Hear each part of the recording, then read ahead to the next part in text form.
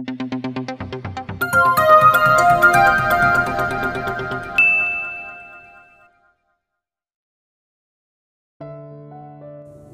beses nga bang tumawag sa kanya si Dylan sa opisina sa nakalipas na 2 araw.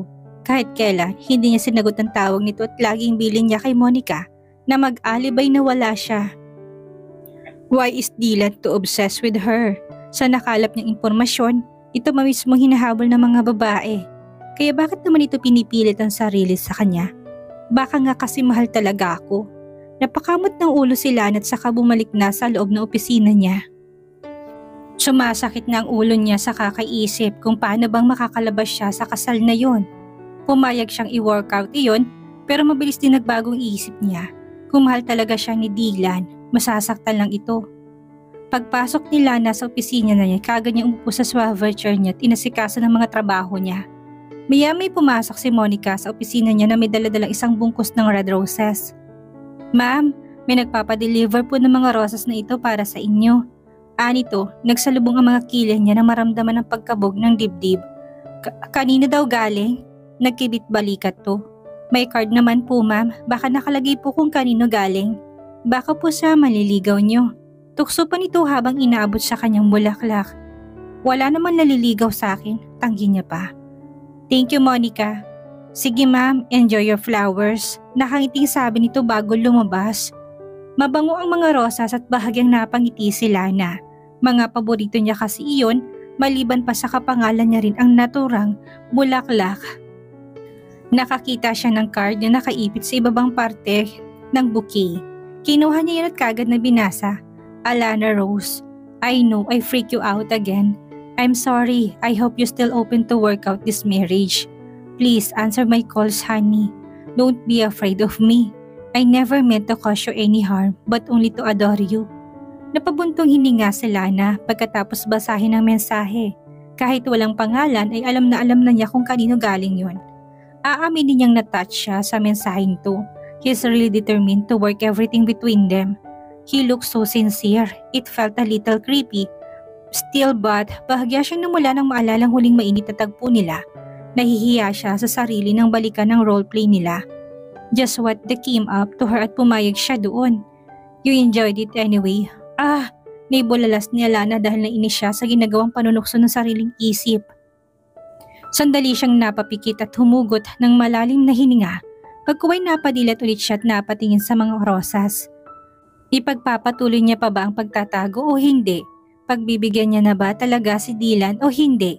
Nailapag niya mga bulaklak sa ibabaw ng mesa niya. Hinihilot niya ang sentido.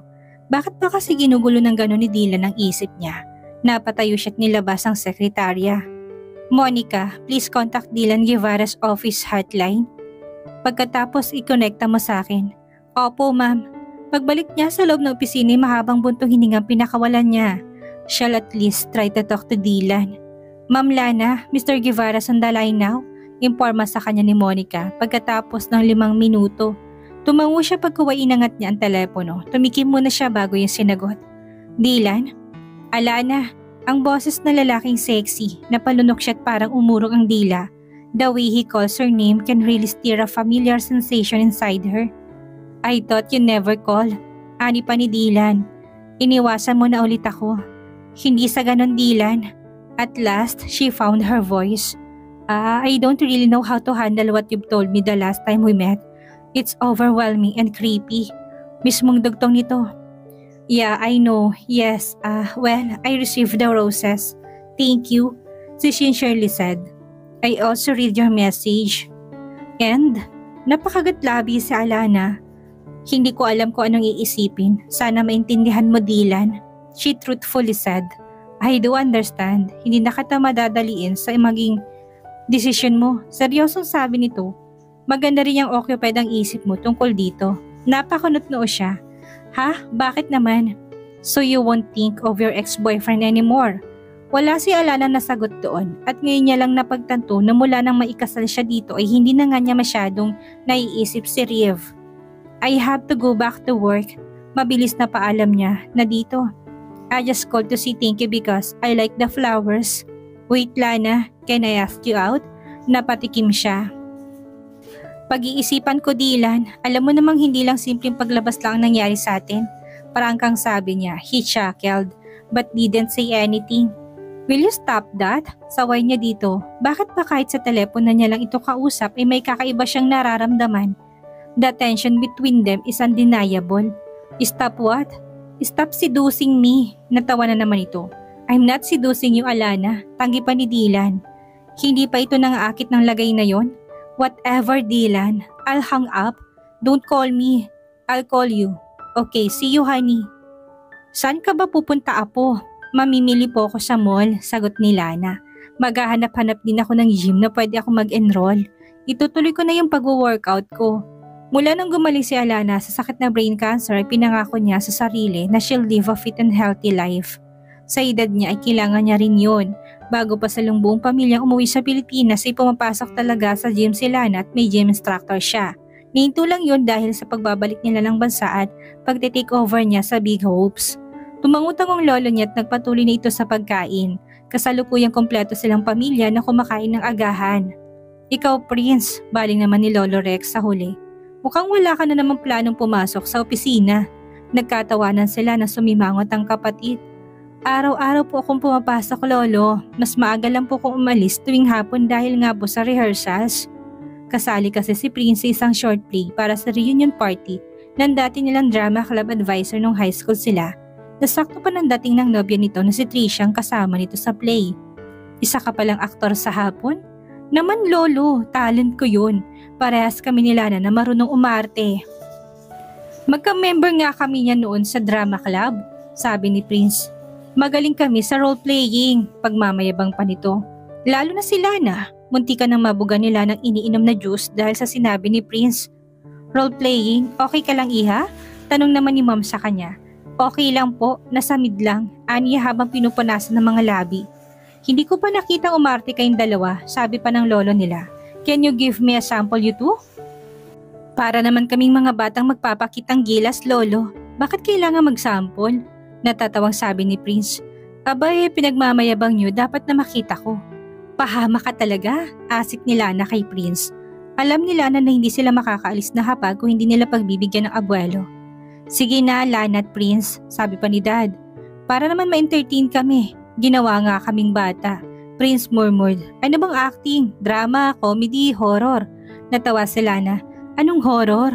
Magtatakotan tayong dalawa? Kumanta ka na lang tapos mag-macho dance ako. Nagtawanan na lahat ng tao sa hapag. Loko-loko talagang kapatid niya. Mas matanda pa ito ng 2 buwan sa kanya sa lagay na yun. Excuse me po, Ma'am Lana. Untag sa kanya ng isang kasambahay. Oo, may nagpadala po sa inyo ng mga bulaklak. Alito sa inabot sa kanyang isang basket ng mga pulang rosas. Bulaklak? Mas nauna pang mag-react si Prince kaysa sa kanya. Kanino galing? Tanong pa nito. Mabilis na kinuha nila ng card na kasama ng bulaklak at nilagay sa bulsa ng pantalon. Galing to sa mga parents ng mga batang tinutulungan ng foundation. Nag-counsel kasi ako kahapon sa mga bata. Pagrarason ni Alana. Pero syempre alam niya sa isang tao lang galing yon. Dylan, next time na ako na magsasample. Prince, Lola, Dad, Mom, paalam niya sa mga to. Aakit lang po ako tapos aalis na ako. Mabilis na umakyat si Lana sa kanyang kwarto dahil mukhang mangiintriga pa si Prince. Alam niyang hindi ito naniniwala sa sagot niya kung kanino galing ang bulaklak. Sobrang kulit pa naman ng kapatid niya at baka madulas siya kung kanino talaga galing yon. Hanggat sa maaari ayaw niyang magkaroon ng mga kapamilya niya ng kaalaman tungkol sa existence ni Dylan sa buhay niya. Napakakomplikado pa lahat ng sitwasyon. Pagdating ni Alana sa sariling kwarto, kinandado niya ang agad ng pinto at hinugot sa pantalon ng maliit na card na kasama ng mga bulaklak. Call me. Yun lang ang nakalagay sa card, ngunit nagdala yun ng kakaibang excitement kay Lana. He creeps you out but you feel excited? What's happening to you, Lana? Kinuha niyang kanyang bag at tinanap ang cellphone nang makita niya yun kagad niyang tinawagan si Dylan. Dylan's here. Sagot nito maya-maya, nabasa niyang labi. Dylan, Alana, tila nakangiting tugon nito. I assume you received the roses? Oo, marami salamat ulit. Pero para saan bang mga bulaklak? Tanong niya habang nakatingin sa mga rosas. At saka, bakit alam mo kung saan ako nakatira? I have my resources. Hindi naman mahirap malaman kung saan ka nakatira. Your family's known, he confidently said. Tama nga naman. How about the flowers? Bakit nagpadala ka ulit? Hindi agad ito nakasagot, mahabang katahimikan ang pumagitan sa kanila. Dylan, I know, it will creep you out, but I miss you, he huskily whispered. Naupo si Lana sa kama niya, tila nang hinang tuhod niya sa sinabi nito. Alam ko rin na sinabi ko kahapon na bibigyan kita ng panahon para pag-isipan ng tungkol sa atin, but... Sandaling biniti na itong sasabihin, but what? I want to see you. Nakagat nila ng ibabang labi dahil parang kiniliti ang tenga niya sa tono ng boses nito. I want to see you, Alana, and more than that, napalunok siya sa kapikit matang sumagot ng, sige, saan tayo magkikita? She can imagine Dylan smiling triumphantly. Suko na si Lana, alipin ang katawan niya na mapang-akit na boses, mga tingin at mga haplos ni Dylan. She should stop making excuses that she's lusting over her creepy, yet hunky instant husband. Sa isang exclusive gym training center pinapunta ni Dylan si Lana. Hindi niya alam kung bakit doon siya pinapunta ng lalaki, pero para kay Lana ay convenient na rin yon. Saktong naghahanap siya ng gym na pwede niyang pasukan para makapag-workout. Pwedeng-pwede niya nang ma-check ang gym na yon. Excuse me, untag niya sa receptionist. I'm looking for Dylan Guevara. Nginitaan siya nito. Yes ma'am, pinagbili niya na po kayo ni Sir Dylan sa amin. Tumuloy na po kayo sa loob. Nasa swimming pool area lang po siya. Thank you. Nakangiting sabi ni Alana at saka pumasok na sa loob ng gym. Habang naglalakad siya sa isang pasilyo ay may isang diretsong daan patungo sa pool area. Pero habang naglalakad siya, sa pasilyo may dalawang malaking kwarto sa magkabilang gilid na mga glass panels lang ang naghihiwalay. Sa kanang bahagi niya nandoon ang gym area. Lahat ng mga equipments at machines na ginagamit sa gym ay nandoon. Marami rin siyang nakikitang nagwo-workout sa loob. Sa kaliwang bahagi naman ay may nakita siyang mga nakasabit na punching bags at isang malaking boxing ring. Pagkatapos ng paglalakad sa mahabang pasilyo ay kumanan siya. Doon kasi nakaturong arrow sign papunta sa pool area. Umakyat siya sa isang steel stairs. Pagkarating niya sa itaas ay bumungad sa kanyang open air second floor na may malaking swimming pool. Kasing laki siguro yun ng kalahating Olympic size pool. Nagpalinga-linga siya at hinanap si Dylan sa paligid. Nang makita ni Alana ito sa isang gilid ay literal na natigilan siya at parang gusto pang malaglag ng panga niya. Dylan's only wearing his swimming trunks. Nagpupush up ito ng mabilis at kapansin-pansin ng pagpe-flex ng biceps nito sa magkabilang balikat. Napatago siya sa isang dulo nang makita niya itong tumayo at pagkuway humiga naman. Dylan did sits-ups and oh my, pawis na ito. Nakita niyang pagtulo ng pawis nito from his neck to his broad chest and down to his washboard abs. Tumayo na ito pagkatapos ay namewang habang nakatingin sa pool. Seryosong mukha nito na parang may iniisip na malalim. Hindi ni Dylan alam na naglalakbay ng mga mata ni Lana sa buong katawan nito, starting from his long sturdy muscled legs going up to his obviously big. Napalunok si Lana at nilagpasan ng tingin doon. Her eyes traveled to his perfectly V-shaped pelvic bone down to his. Lana, napataas ang tingin, pataas. Nagsimula ka sa paa, papunta dapat sa ulo. Pataas Lana, huwag ka nang bumaba. Nasa po ni Alana ng mga kamay ang mukha at saka napailing-iling. Bakit na ba kasi tinititigan ang katawan nito? Alana? Biglang napatuwid na ang tayo si Alana nang marinig ang boses ni Dylan. Nakita niyang papalapit ito sa kanya. Hindi mo naman sinabing nandiyan ka na pala. Kanina ka pa ba? Tanong ni Dylan habang pinupunasan ng tuwalyang leeg nito. Mabilis siyang umiling. Hindi, kararating ko lang. Pinilit niyang itutok ang tingin sa mukha nito. Tumango ito saka kinuha ang kamay niya. Come, let's take a dip.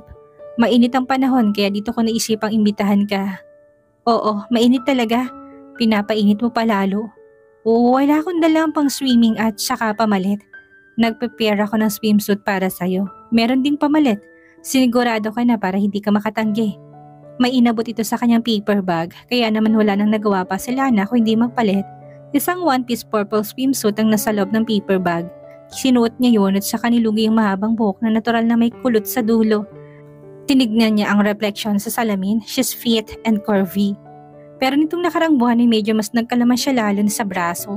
Hindi niya rin masyadong gustong kulay ng balat niya.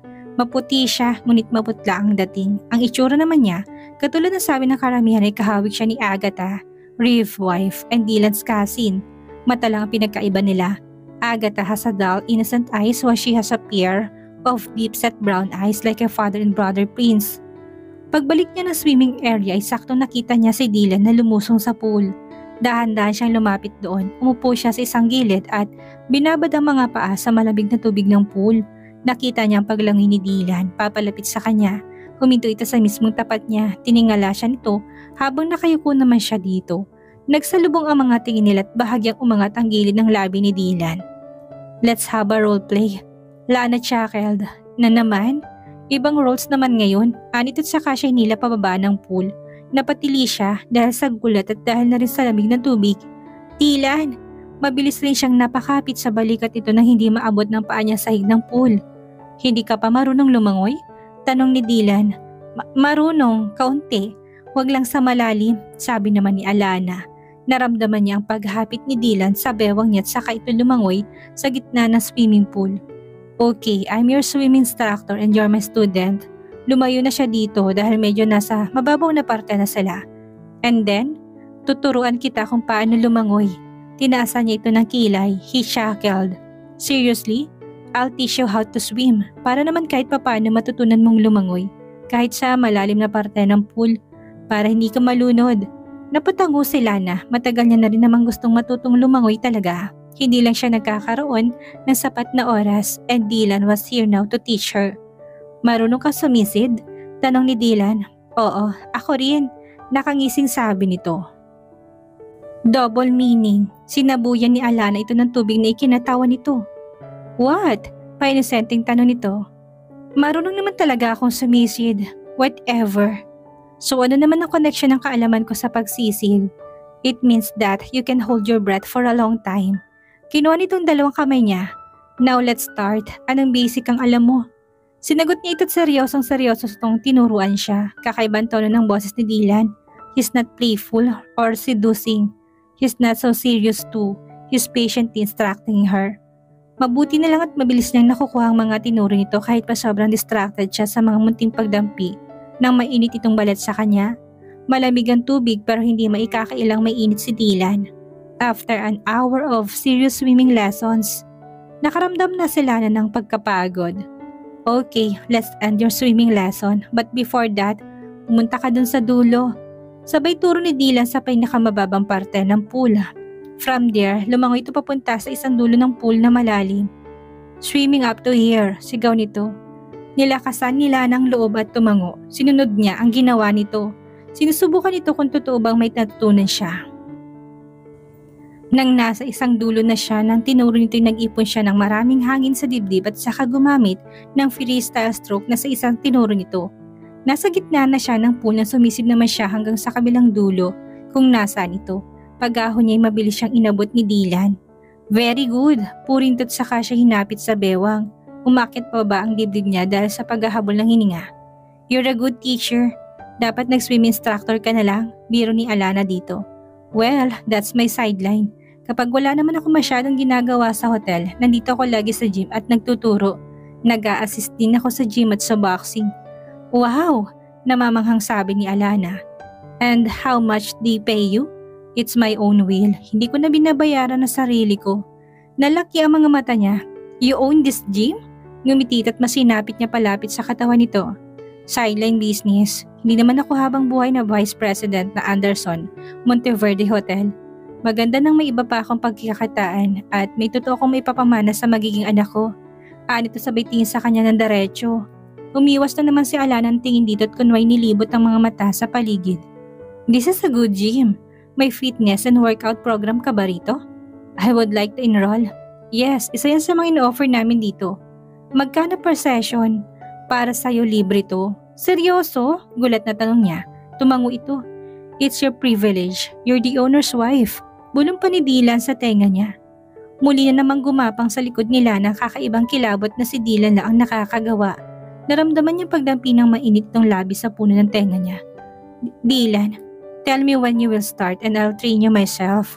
He gently whispered. Dumampi ang mga labi nito sa mga labi niya at tila tinutukso siya dahil sa magagaan na halik nito. Umangat ang isang kamay nito sa gilid ng kanyang leeg papunta sa kanyang batok. Then he gently pulled her nape. Napapikit na lang sila na nang tuluyan na nga sakupin ni Dylan ang kanyang mga labi. Napayapos na lang siya sa leeg nito nang gumanti siya ng halik. Parang nalalasing sila na sa intensidad ng mga halik nito. Naramdaman niya pa ang pagtama ng likod niya sa gilid ng pool. She wrapped her legs around his hips and she felt his body fully pressed against her. "I can't get enough of your lips," he murmured between their kisses. Nagsimula na ring lumikot ang mga kamay ni Dylan sa buo niyang katawan, pero maya may bigla itong tumigil at mabilis na lumayo sa kanya. "Dylan, umahon ka na't magbanlaw, Alana," he said in his deep voice. May mga paparating. Napatingin sila na sa mga taong kapapasok pa lang ng pool area at abala sa pagkakwentuhan. Paano niya hindi narinig ang pagdating ng mga to? "Because you're so busy making out with your creepy husband. Go now, honey." Tumango siya't mabilis na ngang umahon. Dumiretso kagad si Alana sa shower room ng mga babae. Pumasok siya sa isang cubicle at saka mabilis na binuksan ng shower. She felt so hot that she needed a cold shower. Nadala na naman siya. Ang bilis-bilis na talaga matangay ni Dylan. Malakas siyang napatili na biglang may yumakap sa kanya mula sa likod. "Chill, honey." Napasinghap siya at kagad na napaharap sa lalaki. "Dylan, anong ginagawa mo rito?" Sinara niya ang shower. Buti nila't hindi niya pa tinatanggal ang suot. "You let your cubicle door unlock?" Suwabing sabi ni Dylan. "So I thought it's an invitation." Sabay sara sa cubicle door at ito pa mismo nag-lock sa kanila sa loob. "Lumabas ka, Dylan," utos niya rito. "Magbabanlaw na ako." Binuksan ito biglang shower. "Dylan, let's continue the roleplay, shall we?" Hinila nitong braso niya at tinapat siya sa lumalagaslas na tubig ng shower. "I am a swimming instructor that really likes my student." Umaplos ang kamay nito sa mukha niya. "And that's you." Napakurap-kurap si Lana. Bakit hindi siya makatanggi? "Oh honey, you desire me." Sabay sakop ng buo sa kanyang mga labi. Tinuloy lang nila kung anong muntikan na mangyari sa swimming pool kung hindi lang may mga dumating. Hindi pa pinigilan nila ng sarili. The water from the shower continued flowing while he removed her bathing suit. She can't deny it. Pumayag siya sa panyaya ni Dylan dahil alam niyang mapupunta yun dito. Sa mapusok na sandaling ito at tila nababalo na rin siya kay Dylan at kahit saan na lang sila. Magkatulad na ba sila ni Dylan na freaky kung tatanungin niya kung kailan at saan naman ang susunod? At dito na po nagtatapos ang ika-5 kabanata ng ating kwento. At sana'y muli niyo po akong samahan sa mga susunod pang kabanata. Maraming salamat po at ingat po tayong lahat.